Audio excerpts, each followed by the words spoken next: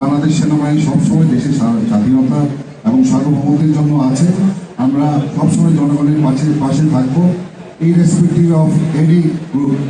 এটা চাকমা হোক, বাঙালি হোক, মারমা হোক বা পঞ্চঙ্গা হোক, সবার পাশে আমরা আছি। শুভেচ্ছা। শুধু এতটুকু বলতে চাই যে আমাদের সম্প্রীতির রাঙামাটি, এখানে আমাদের বিভিন্ন জাতি গোষ্ঠী আমরা বসবাস করছি। আমাদের মধ্যে কোনো সমস্যা নেই। সমস্যা হচ্ছে তৃতীয় পক্ষ যারা আছে তাদের সাথে।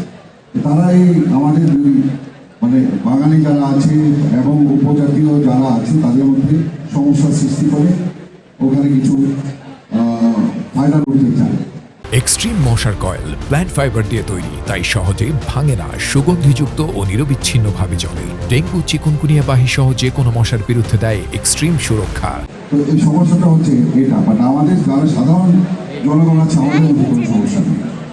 আমি শুধু এতটুকু বলতে চাই যে বাংলাদেশ সেনাবাহিনী এখানে আছে, আমাদের মেইন দায়িত্ব হচ্ছে এখানকার শান্তি শৃঙ্খলা রক্ষা করা এবং রাষ্ট্রীয় এবং গভর্নমেন্টকে অ্যাসিস্ট করা যে এখানকার যে পিস অ্যাকর্ড আছে এটাকে বাস্তবায়ন করার জন্য। আসলে এখানে যে সমস্যাটা রয়েছে এটা রাজনৈতিক সমস্যা এবং সমাধান হচ্ছে রাজনৈতিকভাবে এটা করতে হবে।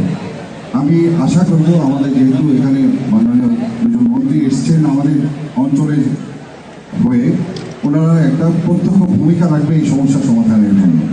আর বাংলাদেশ সেনাবাহিনী সবসময় দেশের স্বাধীনতা এবং সার্বভৌমত্বের জন্য আছে।